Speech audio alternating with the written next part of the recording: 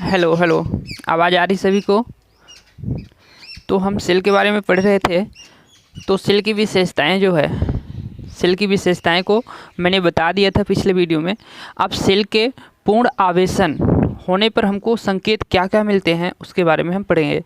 Cell यदि full charge हो जाती है, लेड एसिड सेल यदि फुल चार्ज हो जाती है तो हमको क्या क्या संकेत मिलते हैं, कैसे हम पता कर पाएंगे, तो उस चीज़ को हम पढ़ेंगे आज। तो लेड एसिड सेल के आवेशन होने के पूर्ण संकेत टॉपिक रहेगा मेरा सीसा संचायक सेल के पूर्ण आवेशन होने के संकेत। तो हमको कैसे पता चलेगा कि सेल फुल चार्ज हो चुकी है। तो फुल चार्ज हो चुकी है उसको पता करने के लिए हम 4 विधियों का यूज करते हैं। तो जो हमारी पहली मेथड होती है वो पहली मेथड टर्मिनल वोल्टेज के द्वारा हमको पता चलेगा। टर्मिनल वोल्टेज के द्वारा। तो टर्मिनल वोल्टेज के द्वारा हमको कैसे पता चलेगा? कोई हमारी क्या हो गई, लेड एसिड बैटरी हो गई। अब इस बैटरी को हम क्या करेंगे, एक लोड लगाकर इस लोड के हम समांतर क्रम में क्या लगा देंगे, एक लोड टेस्टर लगा देंगे। लोड टेस्टर की सहायता से हम पता कर पाएंगे कि हमारी बैटरी चार्ज है या डिस्चार्ज है। यदि चार्ज है, फुल चार्ज है, तो इस बैटरी की जो वोल्टेज है तो कितना बताएगी, लेड एसिड सील बैटरी की जो वोल्टेज होती है तो 2.1 वोल्ट बताएगी हमको। तो हम समझ जाएंगे कि यह बैटरी क्या है, फुल आवेशित है, पूर्ण चार्ज है। ठीक है। अब जो इसमें दूसरी मेथड होती है हमको चेक करने की, क्या होती है दूसरी मेथड। तो दूसरी मेथड में क्या होता है कि हम विद्युत अपघट्ट के विशिष्ट गुरुत्व के द्वारा हम क्या कर सकते हैं, पता कर सकते हैं। तो देखिए कैसे, विद्युत अपघट्ट के विशिष्ट गुरुत्व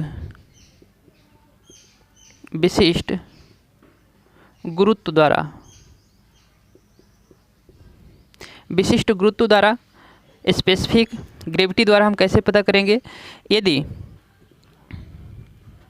विद्युत अपघट्ट का मान 1200 कितना होगा, 50 मैंने बताया था, 1250 है तो वो क्या है, बैटरी क्या है, फुल चार्ज है।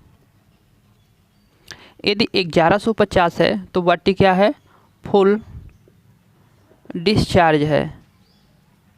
इतना मैं आपको पिछली वीडियो में बताया था। तो हमको ये कैसे पता चलेगा कि ये बैटरी फुल चार्ज है या फुल डिस्चार्ज है, फिर 1250 है कि 1150 है। तो इसको मेजर करने के लिए हम एक यंत्र का यूज करते हैं जिसका नाम है हाइड्रोमीटर। तो विशिष्ट गुरुत्व का जो अपेक्षित घनत्व होता है उसको मेजर करने के लिए हम यूज करते हैं हाइड्रोमीटर। एक होता है, आपके एग्जाम में आता है डाउट करने के लिए, हाइग्रोमीटर। वो आपको क्या करता है, कंफ्यूज कर देता है। तो इसको इस प्रकार से लिखेंगे, हाइग्रोमीटर। और ये वाला क्या है, हाइड्रोमीटर। तो जो हाइग्रोमीटर होता है तो इससे हम क्या मेजर करते हैं, आर्द्रता को।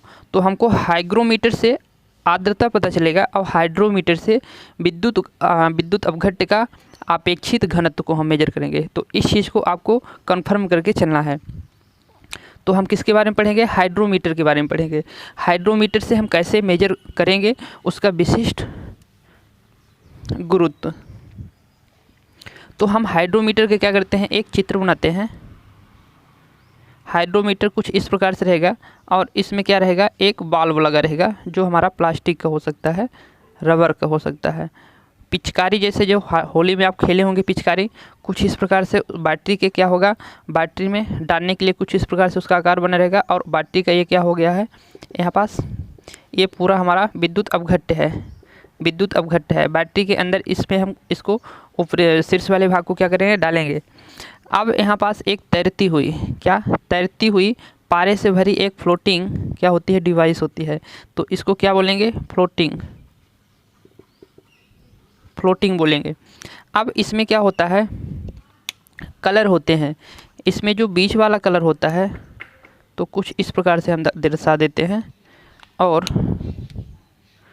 नहीं, बीच वाले को नहीं, यदि लाल कलर हमारा आ रहा तो फिर लाल को हम लाल से ही क्यों ना दर्शाएं। तो लाल कलर जो हमारा है तो यहाँ पास हो जाएगा लाल कलर, और जो इसके बीच में रहता है वो होता है पीला कलर, और जो ऊपर वाले भाग में रहता है वो होता है हरा कलर। ये 3 कलर इसमें रहते हैं। तो लाल कलर हमारा किस चीज़ को दर्शाता है, यदि बैटरी फुल क्या है, चार्ज है, बैटरी फुल चार्ज है तो फिर हमारा लाल कलर दर्शाएगा। यदि बैटरी हमारी क्या है, 1/2 चार्ज कहें तो आधी चार्ज है तो वो कितना दर्शाएगा, 1/2 कहें तो आधी चार्ज है तो वो पीला के ऊपर हमारा संकेत दर्शाएगा। आधी चार्ज कहें तो 1/2 चार्ज है। यदि बैटरी हमारी फुल क्या है, फुल डिस्चार्ज है, फुल डिस्चार्ज है तो बैटरी हमारी कैसी दर्शाएगी। यदि बैटरी फुल डिस्चार्ज है तो हमारा जो हाइड्रोमीटर है वो हरा वाले संकेत के ऊपर क्या करेगा, डूब जाएगा। यहाँ पास पूरा अपेक्षित घनत्व रहेगा, यहाँ पास पूरा ये वाला विद्युत अवघट्ट रहेगा, यहाँ पास विद्युत अवघट्ट है। यदि वो विद्युत अवघट्ट यहाँ तक लाल तक डूबता है तो वह क्या है, बैटरी फुल चार्ज है। यदि वो ये वाला जो फ्लोटिंग है तो यदि पीला तक डूब जाता है तो वह 1/, कितना है, आधी चार्ज है। यदि यह हरा वाला भाग इसमें डूब जाता है तो हम समझ पाएंगे कि वह फुल डिस्चार्ज है। तो हाइड्रोमीटर की सहायता से इस प्रकार से हम विद्युत अवघट्ट का अपेक्षित घनत्व को मेजर कर सकते हैं और पता कर सकते हैं विद्युत गुरुत्व द्वारा कि बैटरी हमारी कितनी चार्ज है। ये हो गई हमारी सेकेंड मेथड। तो इसको आप समझ गए होंगे। यदि नोट कर रहे हैं तो इसको नोट कर सकते हैं, स्क्रीनशॉट ले रहे हैं तो स्क्रीनशॉट ले सकते हैं। अब जो हमारी थर्ड मेथड होती है, तीसरी मेथड होती है तो हम बैटरी के जो टर्मिनल होते हैं, ये क्या है, बैटरी के टर्मिनल है। लेड एसिड बैटरी का क्या है, टर्मिनल है। तो लेड एसिड बैटरी के टर्मिनल तो प्लेटों के कलर के द्वारा हम कह सकते हैं, प्लेटों के कलर के द्वारा। तो जो फुल चार्ज है यदि बैटरी, तो प्लेट का कलर कैसा होगा, फुल चार्ज की कंडीशन में प्लेट का कलर कैसा था, मैंने इससे पहले भी बता दिया था कि चॉकलेटी ब्राउन। चॉकलेट खाए होंगे आप तो उसका कलर कैसा रहता है, भूरा कलर रहता है। चॉकलेटी ब्राउन को ही हम भूरा बोलेंगे। यदि फुल क्या है, डिस्चार्ज है, तो फुल डिस्चार्ज में क्या बताया था, सफ़ेद, वाइट। ठीक है, ये किसकी है, एनोड की कंडीशन है। एनोड की टर्मिनल को हम जानेंगे। एनोड के टर्मिनल जो होता है तो इस प्रकार रहेगा, फुल चार्ज की कंडीशन में चॉकलेटी ब्राउन और फुल डिस्चार्ज की कंडीशन में कैसा रहेगा, वाइट रहेगा। कौन सा टर्मिनल, एनोड टर्मिनल, एनोड। तो फिर कैथोड कैसा रहेगा, कैथोड को भी बताया था। फुल चार्ज की कंडीशन में कैसा रहेगा, वो फुल चार्ज की कंडीशन में ग्रे रहेगा, स्लेटी रहेगा। तो जो कैथोड होता है, यहाँ पास जगह, चलिए यहीं पास लिख देता हूँ। तो जो हमारा क्या होता है, कैथोड होता है, कैथोड। तो फुल कैसा होता है, फुल चार्ज की कंडीशन में कैसा होता है, ग्रे रहता है, ग्रे कहें तो स्लेटी। और फुल डिस्चार्ज की कंडीशन में कैसा रहता है, फुल डिस्चार्ज अभी बताया, सफ़ेद, तो सफ़ेद रहता है। तो उसके टर्मिनल के प्लेट के जो कलर हैं तो उसके सहायता से भी हम क्या कर सकते हैं, पता कर सकते हैं कि कैसा होता है, कितना उसका चार्ज है, आवेशन है या नहीं है। और जो हमारी फोर्थ मेथड होती है वो है, प्लेटों का कलर हो गया, विशिष्ट गुरुत्व हो गया और टर्मिनल वोल्टेज हो गई। जो फोर्थ मेथड है हमारी, तो वो मेथड होती है गैसिंग। कौन सी, गैसिंग। गैसिंग से कैसे पता करेंगे, जो चौथी मेथड है हमारी, तो गैसिंग। तो यहाँ पास जो क्या होते हैं, इस प्लेट के इलेक्ट्रोड होंगे, इस प्लेट के इलेक्ट्रोड होंगे। तो जो एनोड हमारी प्लेट होती है, क्या एनोड प्लेट होती है उसके टर्मिनल पर हमको ऑक्सीजन मिलेगा, और जो कैथोड प्लेट है उसके टर्मिनल पर हमको हाइड्रोजन मिलेगी। तो यदि उसके टर्मिनल पर फुल चार्ज होने पर उसके टर्मिनल पर ऑक्सीजन गैस निकलती है और उसके दूसरे टर्मिनल पर कहे तो कैथोड पर हाइड्रोजन गैस निकलती है, तो हमको यह पता चल जाएगा कि बैटरी क्या हो चुकी है, फुल आवेशित हो चुकी है। तो हम कहेंगे गैसिंग विधि, गैसिंग विधि। तो उसके क्या एनोड पर जो है, एनोड और कैथोड, एनोड पर कौन सी कलर कौन सी गैस, ऑक्सीजन। कैथोड पर कौन सी गैस, हाइड्रोजन। यदि एक गैस मुक्त होती है तो हमको इससे पता चल जाएगा कि बैटरी क्या हो चुकी है, पूर्ण आवेशित हो चुकी है। ठीक है, आप लोगों को पूरा चीज़ समझ में आ गया इसमें? ठीक है, तो इसको आप स्क्रीनशॉट ले सकते हैं। फिर हम नेक्स्ट चीज़ पर चलते हैं।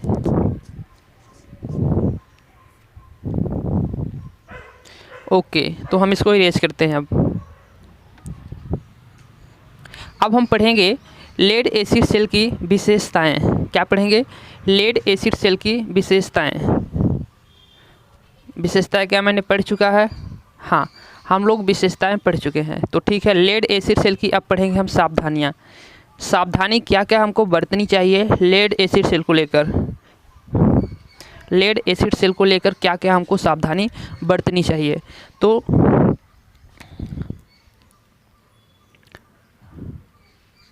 लेड एसिड सेल की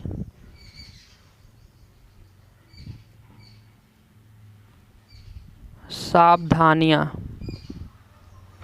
सावधानी में हम देखेंगे पहली नंबर जो है प्रिकॉशन, इंग्लिश में बोले तो प्रिकॉशन।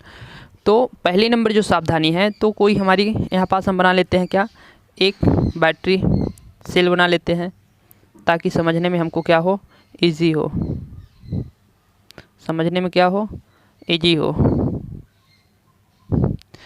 अब जो पहली सावधानी हम क्या बरतेंगे कि लेड एसिड बैटरी को यदि हम लंबे समय तक क्या करते हैं, रखते हैं, तो उसको हमको चार्ज करके रखना चाहिए कि डिस्चार्ज करके।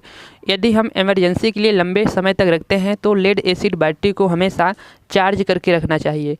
यदि ऐसा नहीं करते तो क्या होगा, यदि हम ऐसा नहीं करते तो जो इलेक्ट्रोलाइट के क्या हैं, इलेक्ट्रोलाइट पदार्थ के अंदर क्या हैं, क्रिस्टल हैं। कहें तो इसमें हम कौन से अम्ल यूज़ किए हैं, सल्फ्यूरिक अम्ल। तो इसके जो सल्फेट होते हैं, सल्फेट के कण होंगे, क्रिस्टल होंगे, वो आके कहाँ चिपक जाएंगे, इस इलेक्ट्रोड पर चिपक जाएंगे। अब पहले भी बताया था इलेक्ट्रोड पर चिपक जाएंगे तो ये एक प्रकार के क्या कर लेंगे, यहाँ पास परत का निर्माण कर देंगे, जिससे यह प्लेट क्या हो जाएगी, ख़राब हो जाएगी और वह अचालक की तरह कार्य करने लगी, जिससे ख़राब हो जाएगी और सेल हमारा काम करना क्या कर देगा, बंद कर देगा। तो हमको यदि सेल को क्या करते हैं, लंबे समय तक इमरजेंसी के लिए हम रखे हैं, लंबे समय तक उसको हम रखते हैं, तो सेल को हमको क्या करना चाहिए, चार्ज करके रखना चाहिए, फुल चार्ज करके रखना चाहिए। तो पहले कंडीशन हम 60 में लिखते हैं, फुल चार्ज करके रखना चाहिए। ठीक है, अब जो दूसरी हमारी है कंडीशन, तो लेड एसिड जो बैटरी होती है, लेड एसिड बैटरी में जो हमारा क्या होता है, विद्युत अपघट्य होता है। तो इमरजेंसी के टाइम में या फिर रख रहे हैं उसको तो क्या करना है, या फिर यूज़ कर रहे हैं, नहीं भी रख रहे हैं, यूज़ कर रहे हैं, तो उसको इसमें जो विद्युत अपघट्य के स्तर को बनाए रखने के लिए हमको समय समय पर क्या करना चाहिए, आसूत जल, क्या करना चाहिए, आसूत जल को डालते रहना चाहिए। आशुद्ध जल को क्या डालते रहना चाहिए। डालते समय आपको एक चीज़ और ध्यान देना है कि जो इसमें आशुद्ध जल डालेंगे तो उसमें पानी की एक लेयर नहीं बननी चाहिए, उसको हम बूंद बूंद करके डालेंगे। क्या करके, बूंद बूंद करके डालेंगे, नहीं तो आपको शॉक भी लग सकता है। हालांकि कम वोल्टेज की रहती, लगेगा नहीं, लेकिन एक अपनी सावधानी होती है कि हमको किस तरीके से डालना चाहिए। तो बूंद बूंद करके हमको डालना है। तो इसमें विद्युत अपघट्य के स्तर को बनाए रखने के लिए हमको क्या करना चाहिए, आसूत जल टाइम टाइम पर डालते रहना चाहिए। तो आसूत जल। अब जो तीसरी चीज़ है हमारी, तीसरी चीज़ जो लेड एसिड बैटरी है तो इसको क्या ज़्यादा तीव्र गति से धारा देकर इसको चार्ज और डिस्चार्ज नहीं करना चाहिए।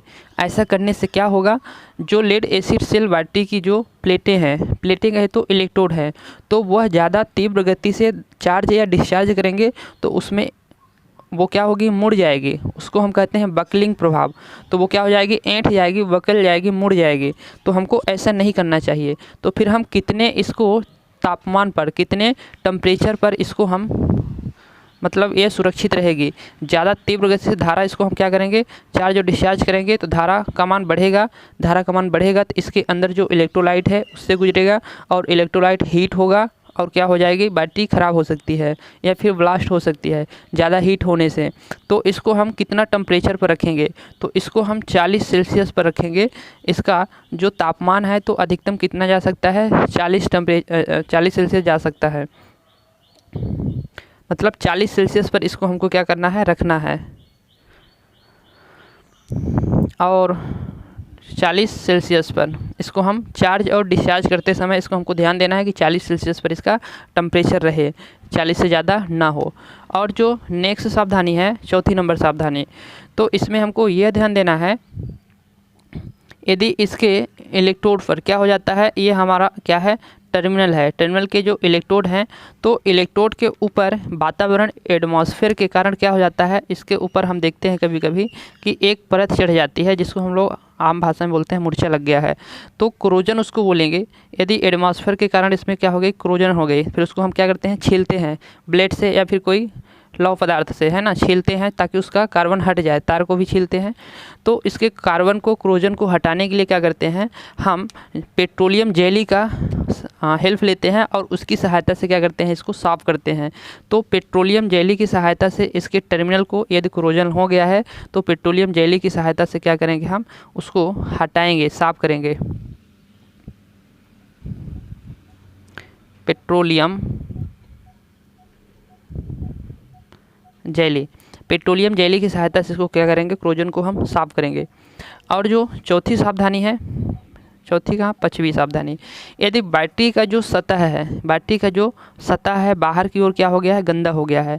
तो बाहर की ओर गंदा हो गया है तो इसको हमको साफ़ करना है। तो बेकिंग पाउडर, क्या, बेकिंग सोडा, बेकिंग पाउडर की सहायता से या तो फिर अमोनिया की सहायता से हम एक गीला कपड़ा लेंगे और चारों तरफ अच्छी तरह से साफ़ कर देंगे। तो हम इसको साफ़ करने के लिए किसका यूज करते हैं, बेकिंग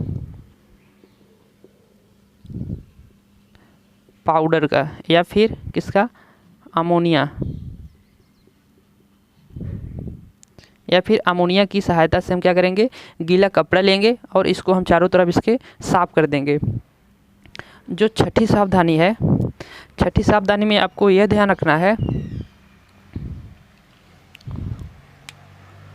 छठवीं सावधानी, छठवीं सावधानी में आपको यह ध्यान रखना है कि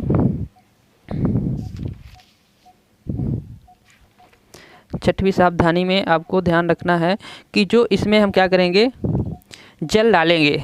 यदि इसमें हम क्या करते हैं, इसमें हम जल डालते हैं, इसमें हमको विद्युत अवरोध को डालना है तो क्या करेंगे, जल को डालेंगे कि इसमें देखिए बैटरी के अंदर हम जल को डालते हैं कि जल के अंदर हमको एसिड डालते हैं।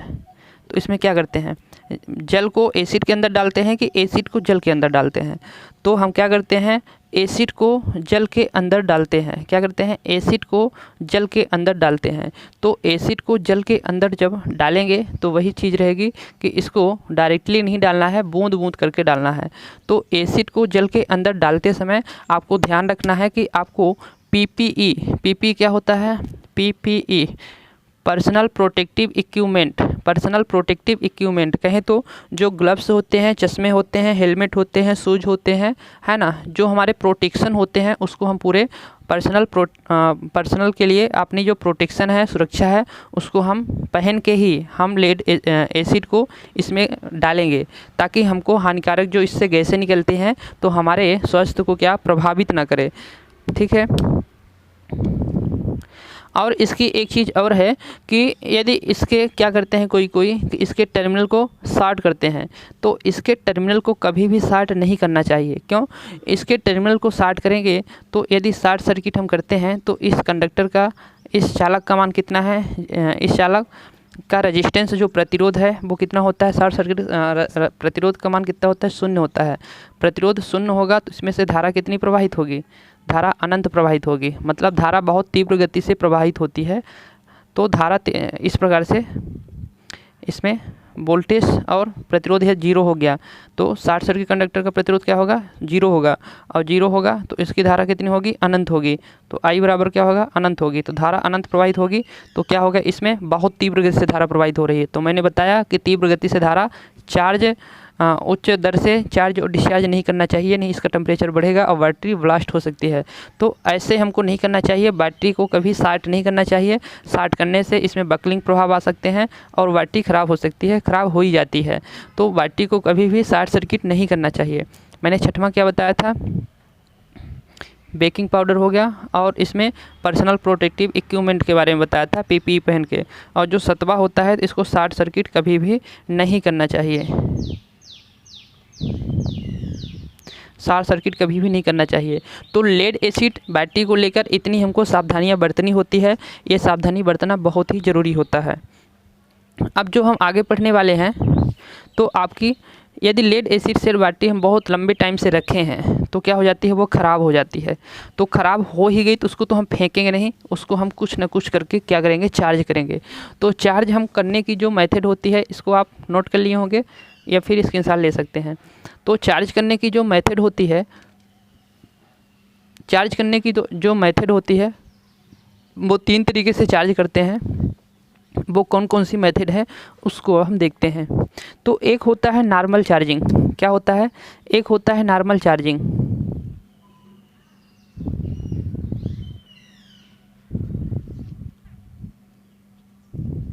एक होता है नॉर्मल चार्जिंग। नॉर्मल चार्जिंग में क्या करते हैं, लेड एसिड बैटरी को चार्ज करने के लिए नॉर्मल चार्जिंग क्या होती है, तो लेड एसिड बैटरी की जो एम्पियर आवर क्षमता है, क्या जो एम्पियर आवर क्षमता है, यदि उसका हम क्या करते हैं 1/10वां भाग उसमें हम क्या धारा प्रवाहित कराते हैं, विद्युत धारा देते हैं, चार्ज करने के लिए आवेशित करंट देते हैं।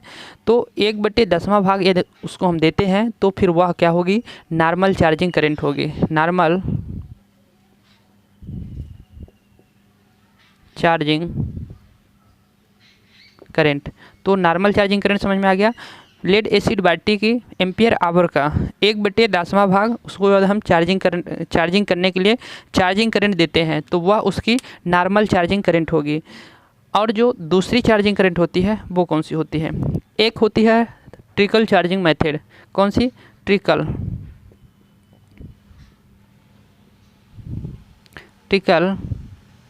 चार्जिंग मेथड, या इसी को क्या बोलते हैं, या इसी को फ्रेशिंग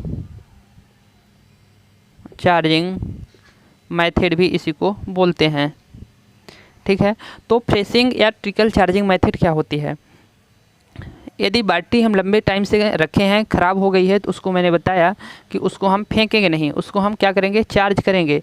तो चार्ज करेंगे तो उसको यदि इमरजेंसी के टाइम में रखी थी बैटरी हमारी ख़राब हो गई तो उसको हम क्या करेंगे, यहाँ पास क्रिस्टल जम गए थे, क्रिस्टल यदि जम गया है, सल्फेट के क्रिस्टल जम गए हैं, तो क्या करेंगे, उसको हम बैटरी को जो उसकी एम्पियर आवर क्षमता है, एम्पियर आवर क्षमता का मात्र 2% धारा हम इसको देंगे। कितनी, 2% धारा देंगे और 5 से 6 सप्ताह तक इसको हम क्या करेंगे, धारा देते रहेंगे। मात्र एम्पियर आवर क्षमता की 2% धारा 5 से 6 सप्ताह तक इसको हम देते रहेंगे। तो यह क्या हो जाएगी, यह बैटरी सही हो जाएगी। कंटिन्यू नहीं देना है कि कंटिन्यू दे के बुला दें, मतलब 5-6 सप्ताह के अंतराल में इसको हमको धारा देते रहना है। इसके एम्पियर आवर क्षमता का मात्र 2%। इससे क्या होगा कि इसके जो यहाँ पास क्रिस्टल हैं, सल्फेट जमे थे, वो धीरे धीरे निकल के क्या आ जाएंगे, विद्युत अपघट्ट में मिल जाएंगे, विलय हो जाएंगे। तो विद्युत अपघट्ट में विलय हो जाएंगे तो इसकी जो एक परत चढ़ी थी वो परत क्या हो जाएगी, हट जाएगी और यह बैटरी काम करना शुरू कर देगी। तो ये होती है ट्रिकल चार्जिंग। इलेक्ट्रिकल चार्जिंग में क्या करते हैं, 2% की धारा 5 से 6 सप्ताह तक देते हैं और इसकी जो सल्फेट के कण होते हैं वो चिपक जाते हैं जो, तो वो निकल के आ जाएंगे कहाँ, विद्युत अपघट्ट में विलय हो जाएंगे और इस प्रकार से बैटरी हमारी क्या हो जाएगी, सही हो जाएगी, सही कंडीशन में आ जाएगी। तो इसी को हम कहते हैं बैटरी फ्रेश हो जाएगी, तो इसी को हम कहते हैं फ्रेशिंग चार्जिंग मेथड कहते हैं। बैटरी एक तरह से क्या हो जाएगी, फ्रेश हो जाएगी, इसीलिए इसको कहते हैं फ्रेशिंग चार्जिंग मेथड। और जो तीसरी आपकी चार्जिंग मेथड होती है वो होती है फ्लोटिंग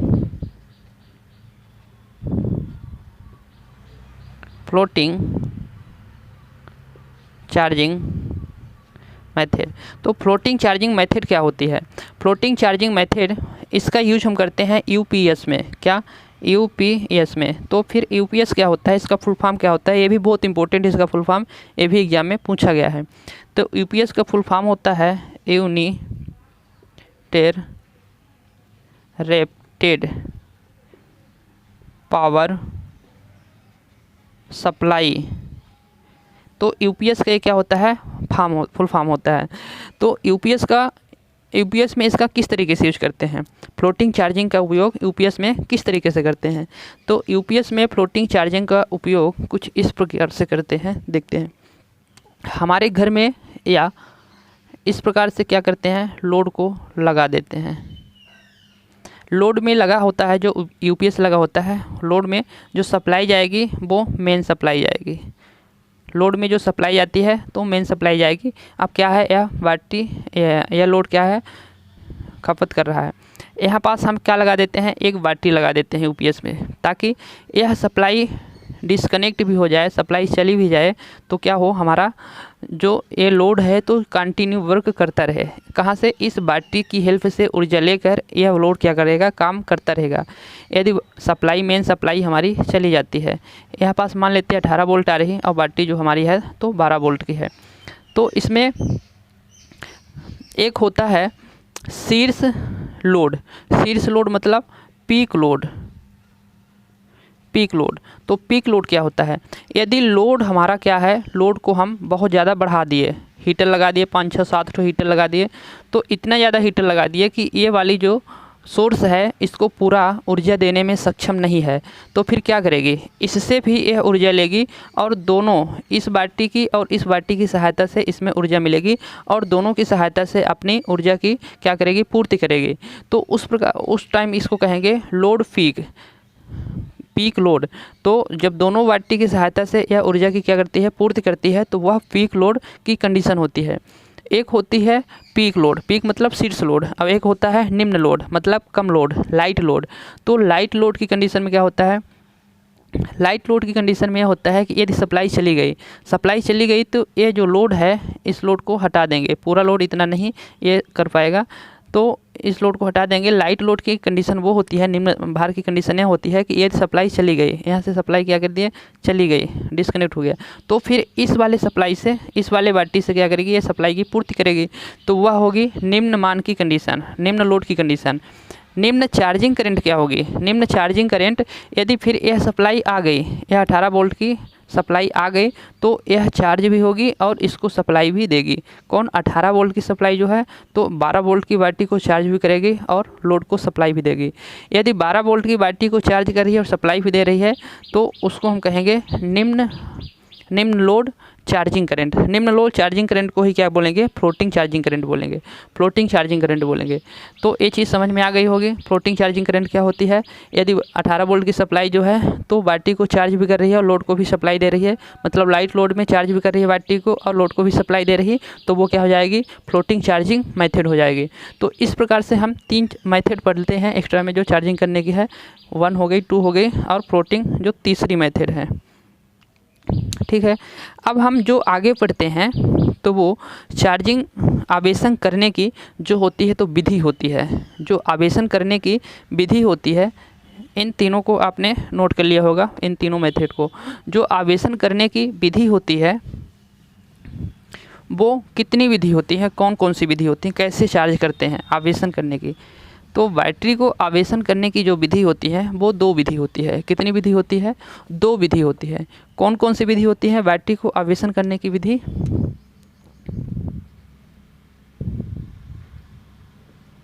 बैटरी को आवेशन करने की विधि, चार्ज करने की विधि, बैटरी को चार्ज करने की विधि दो विधि पढ़ते हैं हम। एक होती है नियत विभव विधि और जो दूसरी होती है नियत धारा विधि। इसको बोले कांस्टेंट करेंट मेथड, इसको बोले कांस्टेंट वोल्टेज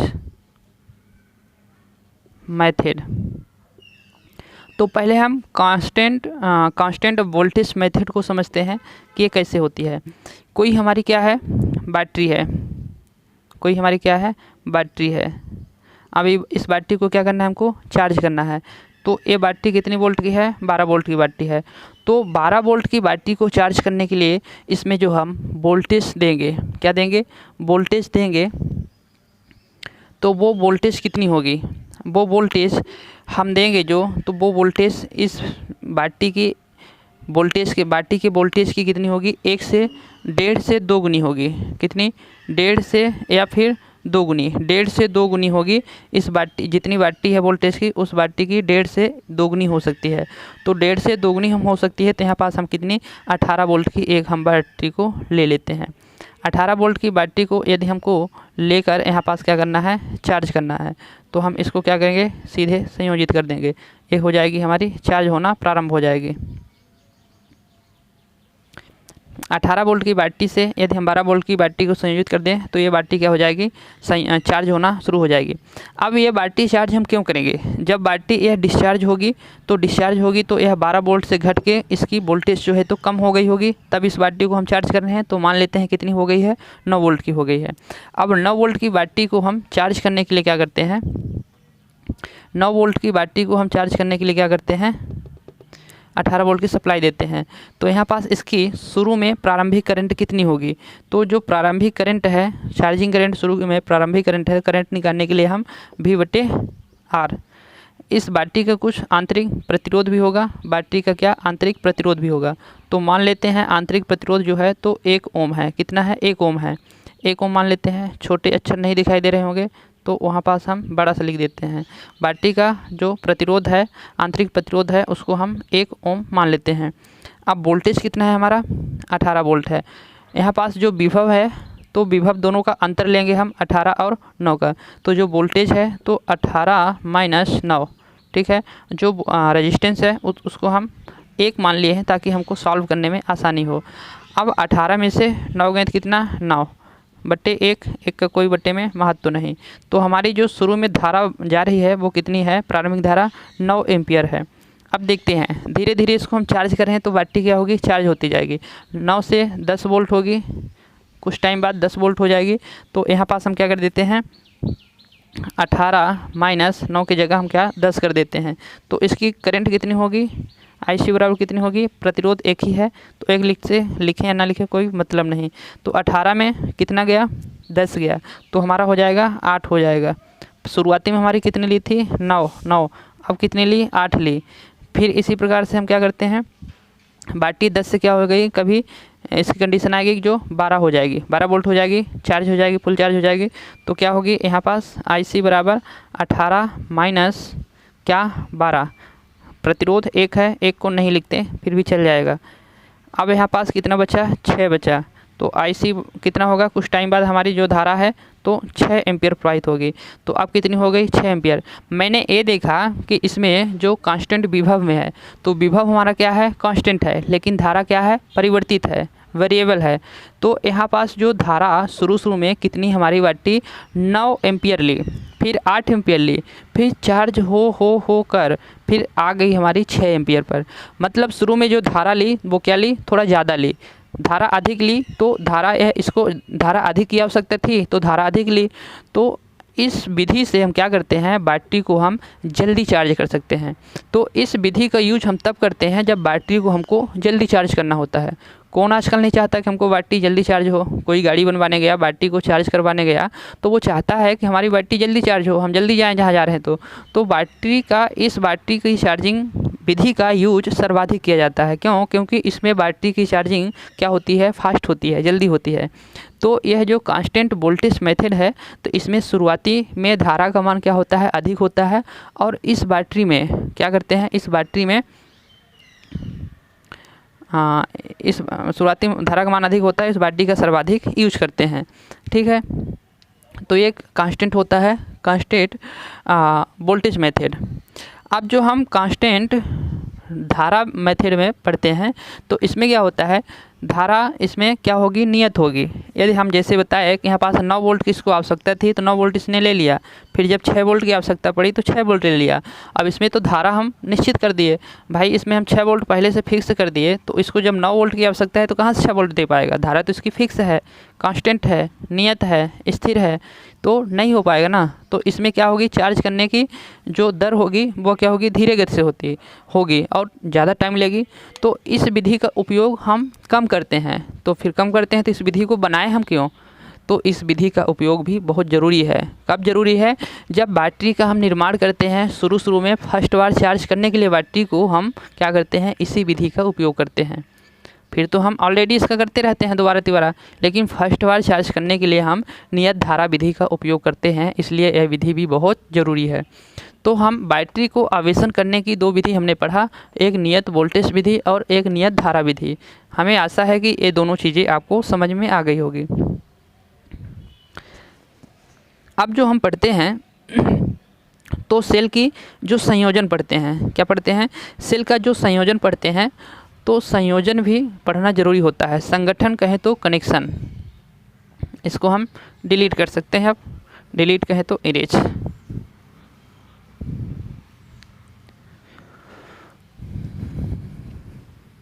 यदि आपको इसकी नोट्स चाहिए तो आप मेरे टेलीग्राम में जाके जुड़ सकते हैं, वहाँ पूरी नोट्स इसकी अवेलेबल है लिखने के लिए।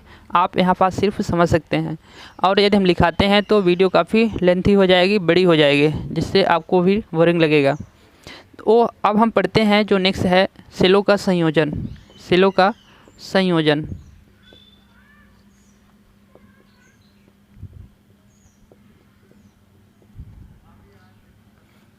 सेलों का संयोजन हम कितनी प्रकार से करते हैं। तो सेलों का संयोजन है तो 3 प्रकार से करते हैं। जो पहला प्रकार होता है उसका श्रेणी संयोजन। पहला जो संयोजन है श्रेणी संयोजन, सीरीज।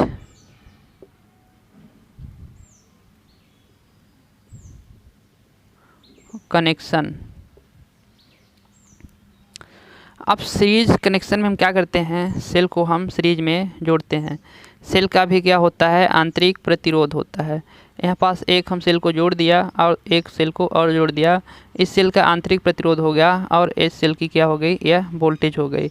अब इस सेल को हम क्या करेंगे, कोई लोड देंगे, सेल को क्या करेंगे, कोई लोड दे देंगे। यहाँ पास लोड हम दे दिए एक प्रतिरोध, जिसका लोड रेजिस्टेंस नाम दे दिए। अब इसका आंतरिक प्रतिरोध कितना हो गया, इसका आंतरिक प्रतिरोध R हो गया, और इसकी जो वोल्टेज है भी हो गई, इसकी भी वोल्टेज भी हो गई, और इसका भी आंतरिक प्रतिरोध कितना हो गया, स्मॉल r I हो गया। अब यहाँ पास हम देखते हैं कि जो सेल है वो कितना सेल है। तो सेलों की संख्या कितनी है, n है। सेलों की संख्या कितनी है, n है। सेलों की संख्या कितनी है, n है। इसको हम एक सेल हो गया, 2 सेल हो गया, तो इसके 1 2 नहीं लेते, इसमें हम काउंट करने के लिए n मान लेते हैं। सेलों की संख्या कितनी है, n है। अब n सेलों की संख्या का जो आंतरिक प्रतिरोध है वो कितना है। एक सेल होता तो 1 लिखते, n सेल है तो n सेल, तो n सेलों का आंतरिक प्रतिरोध, आंतरिक प्रतिरोध कितना है, तो कितना होगा, आंतरिक प्रतिरोध हमारा RI है। कितने सेल हैं, n सेल हैं, तो n 5 सेल होता तो 5, n सेल है तो n। अब यहाँ जो वोल्टेज है, तो सेल का वोल्टेज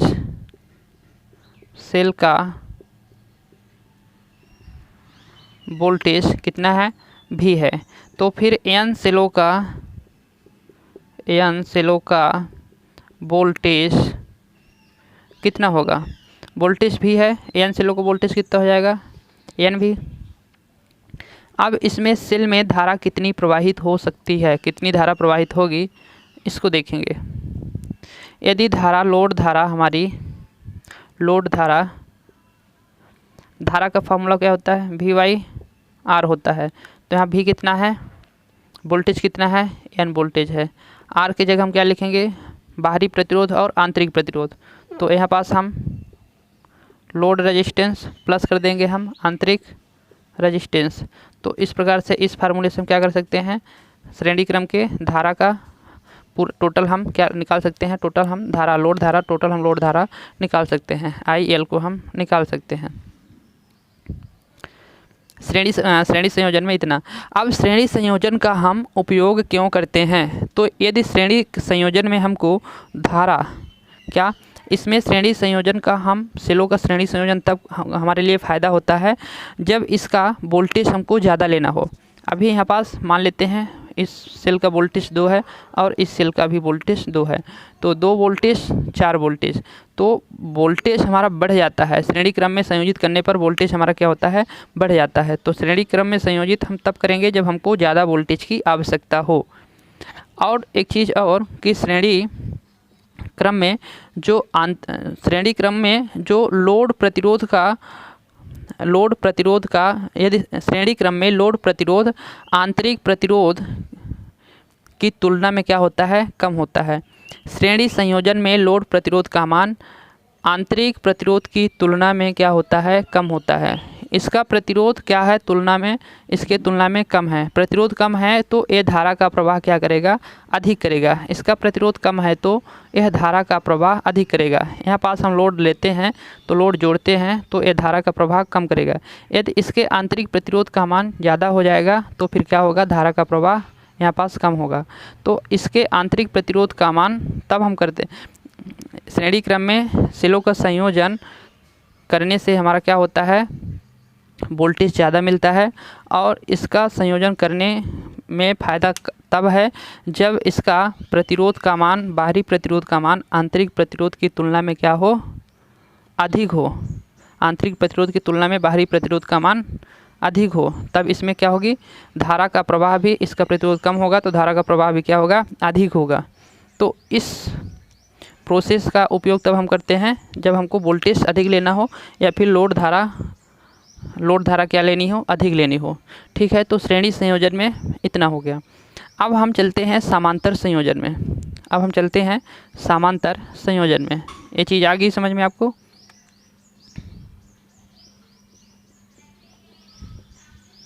समांतर संयोजन, पैरेलल।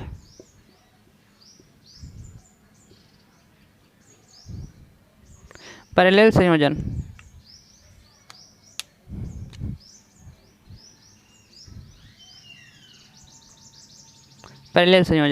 तो पैरेलल संयोजन में अब क्या करेंगे, हम सेलों को हम समांतर क्रम में जोड़ेंगे।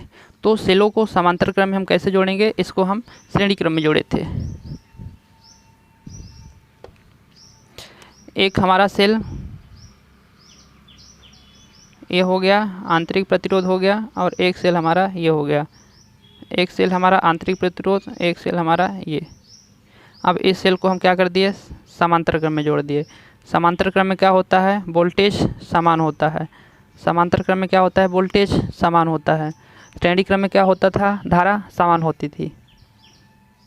ठीक है, तो इसमें क्या हो गया, लोड रेजिस्टेंस हो गया, वोल्टेज भी हो गया, आंतरिक प्रतिरोध R1 हो गया, आंतरिक प्रतिरोध R1 हो गया।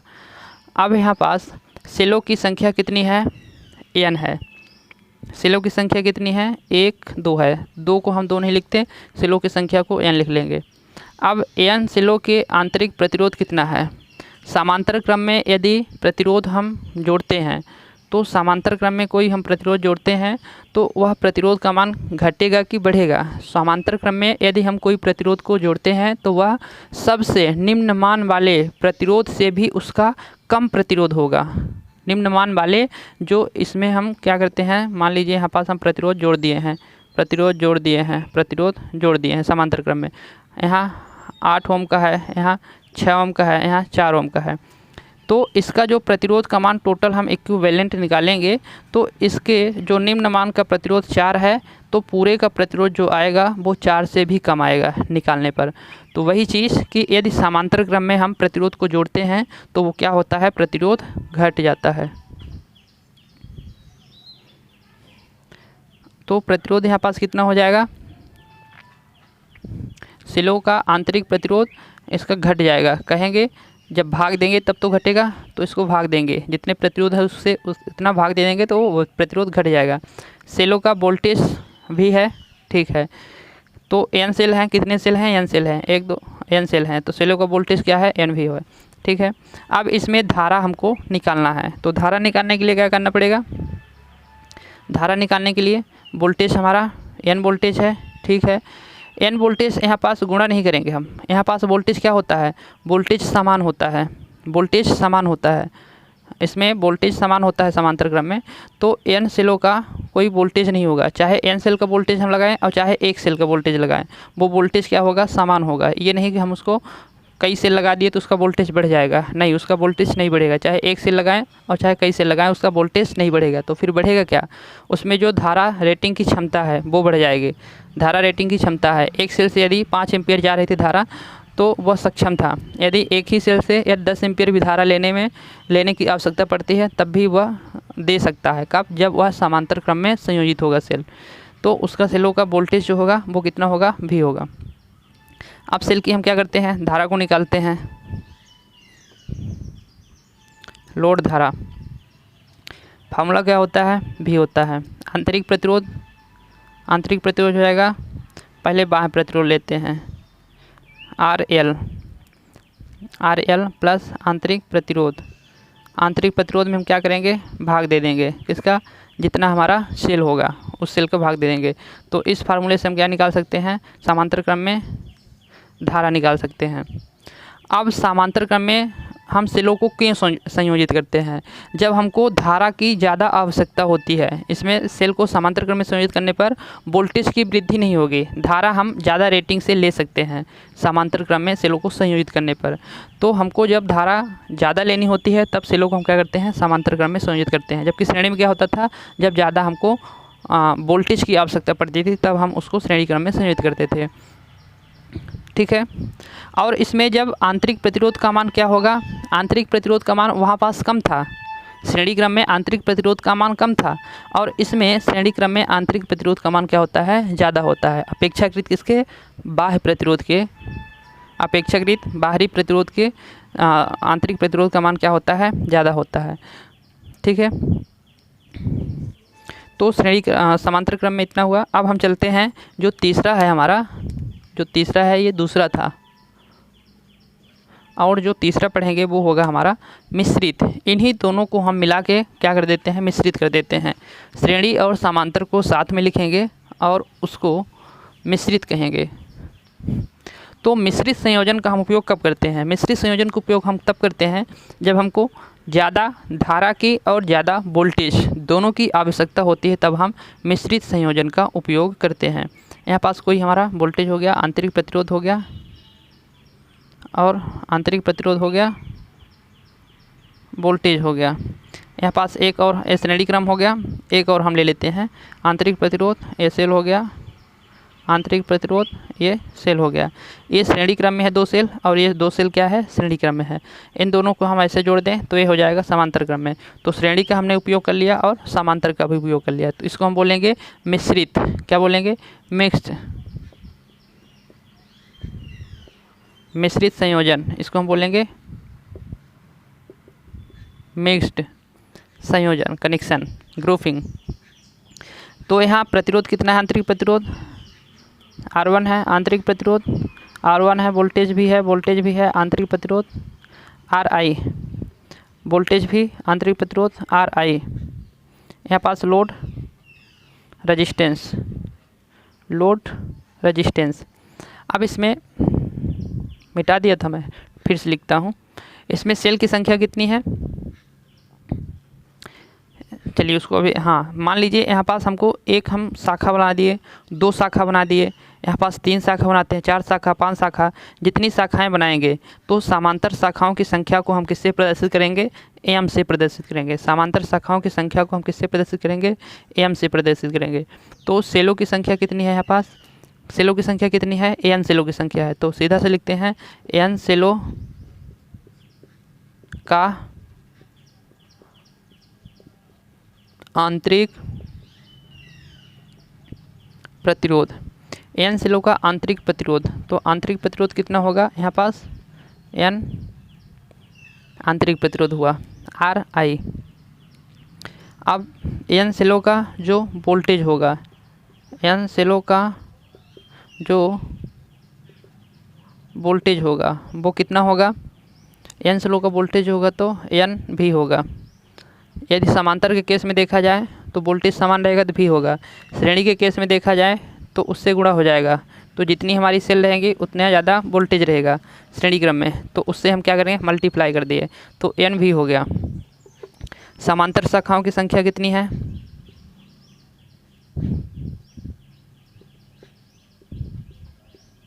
समांतर शाखाओं की संख्या एम है, समांतर शाखाओं की संख्या एम है। जब एम प्रतिरोध, बहुत सारे प्रतिरोध हैं, इसको प्रतिरोध में शाखाओं, समांतर शाखाओं की संख्या एम है, तो हम जो प्रतिरोध होगा जहाँ भी, उससे हम क्या करेंगे, एम का क्या कर देंगे, भाग दे देंगे। तब तो जो निम्न मान का प्रतिरोध होगा कहीं उससे भी कम क्या हो जाएगा, प्रतिरोध निकल के आएगा समांतर क्रम में। इतना हो गया। अब क्या करते हैं, हम इसकी धारा को निकालते हैं। तो धारा आई एल, धारा को निकालने के लिए क्या फार्मूला होता है, आर होता है, वी बटे आर होता है। तो वोल्टेज कितना है, वोल्टेज हमारा एन भी है, प्रतिरोध कितना है, लोड प्रतिरोध आर एल है, प्लस आंतरिक प्रतिरोध जोड़ लेंगे, आंतरिक प्रतिरोध आर आई है। कितने प्रतिरोध लगे हैं, एन प्रतिरोध लगे हैं। कितना प्रतिरोध लगा है, एन प्रतिरोध लगा है, तो एन आर आई। अब प्रतिरोध जो आंतरिक प्रतिरोध है उसमें जितनी शाखाएं होगी उसका हम क्या करते हैं, मल्टीप्लाई करते हैं, और सॉरी डिवीज़न करते हैं, भाग देते हैं। तो यहाँ पास एम समांतर शाखाओं की संख्या कितना है, एम है, तो एम से क्या करें, मल्टीप्लाई कर दिए। अब इससे क्या होगा, इससे गुणा होगा, तो इसको आर एल गुणा कर दिए प्लस एन आर आई बटे में एन भी है। जो एम है तो एम है तो कहाँ चला जाएगा, ऊपर चला जाएगा, तो एम कहाँ गया, ऊपर आ गया। तो इस प्रकार से हमारा निकल के आ गया मिक्स कनेक्शन का जो करंट निकालने का फार्मूला है। तो इसमें हम मिश्रित संयोजन कब करते हैं, जब हमको ज़्यादा वोल्टेज और ज़्यादा करंट की आवश्यकता होती है, तब हम मिश्रित संयोजन का उपयोग करते हैं। एक चीज़ आपको हम लिखा दें अब, तो मिश्रित संयोजन का जो आंतरिक प्रतिरोध होता है वो बाहरी प्रतिरोध के क्या होता है, बराबर होता है। तो जो पहला वाला था श्रेणी क्रम में पढ़े थे, तो श्रेणी क्रम में जो आंतरिक प्रतिरोध है, जो आंतरिक प्रतिरोध है वो क्या होता है, ज़्यादा होता है किसके, ये हो गया बाहरी प्रतिरोध, बाहरी प्रतिरोध कम हो गया, आंतरिक प्रतिरोध क्या होगा, ज़्यादा होगा। ये श्रेणी क्रम में होता है। और जो समांतर क्रम में है तो वो बाहरी प्रतिरोध जो है तो क्या होता है, बाहरी प्रतिरोध नहीं, श्रेणी क्रम में जो बताया था तो आंतरिक प्रतिरोध क्या होता है, कम होता है अपेक्षाकृत लोड रेजिस्टेंस। और जो समांतर क्रम में होता है वो लोड रेजिस्टेंस क्या होता है, लोड रेजिस्टेंस, समांतर क्रम में लोड रेजिस्टेंस कम होता है, और आंतरिक प्रतिरोध क्या होता है, ज़्यादा होता है किसमें, समांतर क्रम में। और श्रेणी क्रम में क्या होगा, लोड रेजिस्टेंस और आंतरिक प्रतिरोध वो तीनों क्या होंगे, बराबर होंगे, तो वो होगा मिश्रित संयोजन। ये मिश्रित संयोजन हो गया, समांतर संयोजन, श्रेणी संयोजन, इतना चीज़ होता है। तो इसमें मिश्रित संयोजन चल रहा है तो इसमें लिख सकते हैं इतने बराबर आंतरिक प्रतिरोध, लोड रेजिस्टेंस बराबर आंतरिक प्रतिरोध। तो इतना हो गया हमारा मिश्रित संयोजन, सेलों का मिश्रित संयोजन। ठीक है, तो वीडियो अब हमारी काफ़ी लंबी हो चुकी है, तो अब हम नेक्स्ट वीडियो में लेके आते हैं आपके लिए पूरा चीज़ें। इतना हो गया आज हमारे इस वीडियो में। तो हमारी वीडियो में अभी तक आपको बने रहने के लिए बहुत बहुत धन्यवाद। अगली वीडियो आपके लिए मैं जल्द ही लेके आने वाला हूँ। सेल के अभी बहुत सारे इंपॉर्टेंट चीज़ अभी बाकी है। ठीक है, ओके।